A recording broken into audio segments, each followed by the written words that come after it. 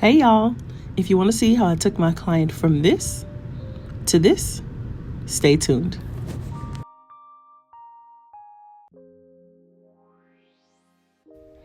Okay, so many of you know Miss Monica. She's got all the hair, honey. And today we're going back up into another protective style because that's what got her to the length she is today. We're also going to do a little trim because I noticed her ends were a little needing a trim.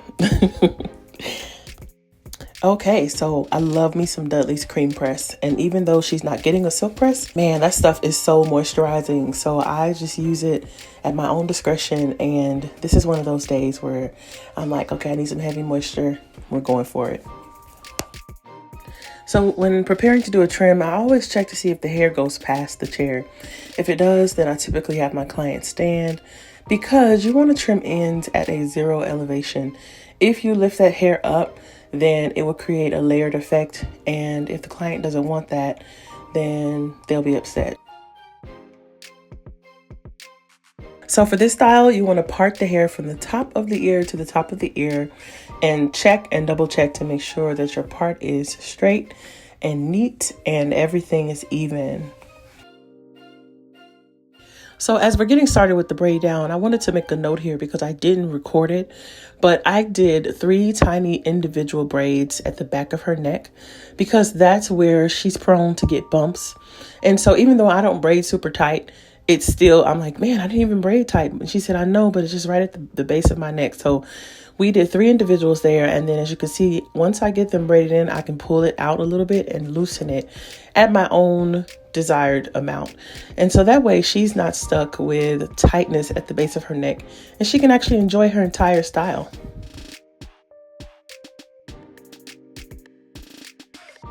So the same thing I did on that side, I'm going to do on the other side, and I'm going to grab that extra braid as I go, the one that's hanging down. I like to call the first few braids I do around the perimeter the anchor braids.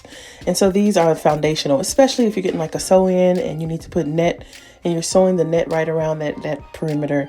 They're so important. One thing I've learned is if there's any bulk, you don't want it on the outer edges. So if you notice, I'll start braiding here and I noticed that braid is going to be an issue. So I crocheted it through and to the other side and notice how flat it was. It's a seamless transition. I just add that braid on up and I continue on, and it's going to be a nice, beautiful foundation for her crochet. So the crochet braids are not as intense as a sew-in braid down would be, but not any less intentional. So you will notice that it's a very neat, solid foundation for her. I am breaking out the Cecily's Organics. Yes, ma'am. Before I crochet this last braid into the hair, I like to oil the scalp first because it's easier to get to the scalp before I sew everything. I'm going to sew here, but also I'm going to crochet this last braid in and through and around and wind it all up. And so, you know, once that's done and the scalp is covered, it's harder to oil the scalp. So I like to oil the scalp first. For my clients that like to take their hair down at home, they may say, well, how is she going to find it? How is she going to get that out? And I always tell them, look for the rubber band. It'll stay on. All you have to do is look for it. When you find it, that's the end. I don't use rubber bands anywhere else but the last braid. So once that comes out, then everything else will come down. Okay, so this is a step some people skip. I never skip this step. I love to sew down and kind of bring everything that I've done together with a little needle and thread. Look how flat this is. I will put the link to this hair in the description box. You just go in there and check it out. You'll see the kind of hair it is, because right now, as I'm recording this voiceover, I don't remember. But before I post this video, I will go and find it for you. Okay, so I'm crocheting the hair in, and I'm doing something that I had never done before in the past, but with this hair, I'm doing it, and that is I warm up the strands. I'm not melting it. The heat is not on 400. The heat is on very, very low, but it's warm enough to just create a little cast where it's like it's not melted, but it's just almost that little space before melted where it actually seals the crochet onto the hair. So for the bottom row and the whole middle section, you want to make sure that you hold your crochet hook vertically, straight up and down. You want to pull the hair in vertically as well, because if you do it off to the side, then your hair is going to be sticking out all crazy. So now I'm going in and I'm going to do her silk press. I've seen people do it different. Some people like to do the silk press first, and then they like to add the crochet hair. But I'm pretty confident that I won't melt any hair, so I do it after, and it works out good for me. I've actually done this style on myself before, and I loved it. At the time, I wasn't feeling so brave with wearing a lot of color, so I did a 1B, and it was beautiful. People thought it was my hair, and I did 2 ponytails at the top instead of 1 like Miss Monica. So the 2 ponytails gave me a youthful look, but not too young. You know, I wore some big hoops, and listen, I was cute. Put some lip gloss on, put a little heel on, a little booty. Hey, not booty, like a booty, like B-O, never mind. Y'all know I'm saved. I'm talking about shoes. Okay, so one of the key things here is not to have a super tight ponytail when you're doing your mold.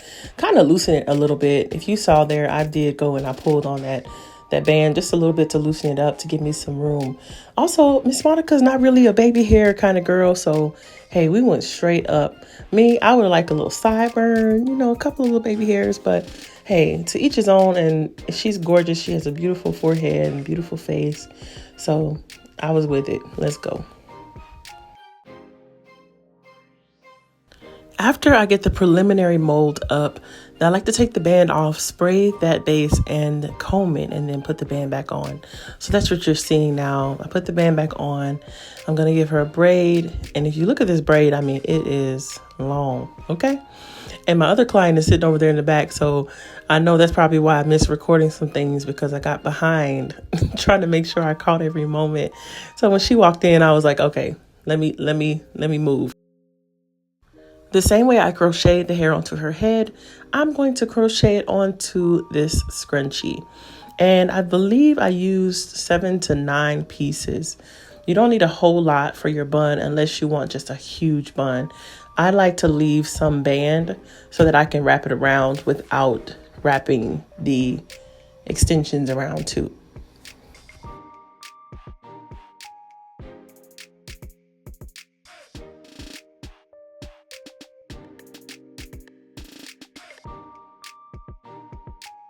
Okay, so I'm only going to wrap this around twice because I'm really particular about having a lot of tension, and I just don't want this to be uncomfortable for her. And I know I'm going to pin it, so it'll be fine. Miss Monica kept this hair in for about 3 months, and she didn't have any issues with her bun. Sometimes when she gets this style, she likes to keep it chunky, and she says, no, don't pull it apart. But this day she said, you know what, go ahead and pull it apart. So I believe we pulled some of them apart. We didn't do every single one, but just enough to make it full and to kind of spread it out. And it was really, really cute.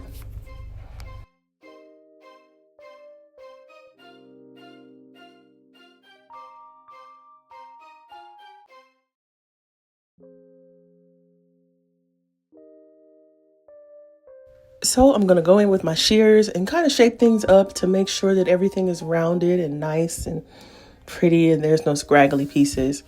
And then we're going to go ahead and hit it with some oil sheen. Yes, ma'am. And voila, she's all done.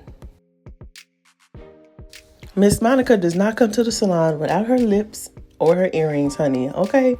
She keeps the lips done and she keeps her earrings on. She never knows when I'm going to pull this camera out and start recording. So I love the style on her. She loves the style. I think it's super cute, super simple, easy, and it's just the upkeep is almost nothing. Just put your bonnet on and go to sleep. Wonderful. You guys know how I love to include some encouragement in my videos. And this video, you know, was just straightforward. I didn't hear anything specific this time, but you know what? If you need to be encouraged, this is it. I'm encouraging you right now. Be encouraged. But for real, the joy of the Lord is literally your strength. Amen. Amen. All right, you guys. Thank you so much for watching, and I'll see you next time. Bye-bye.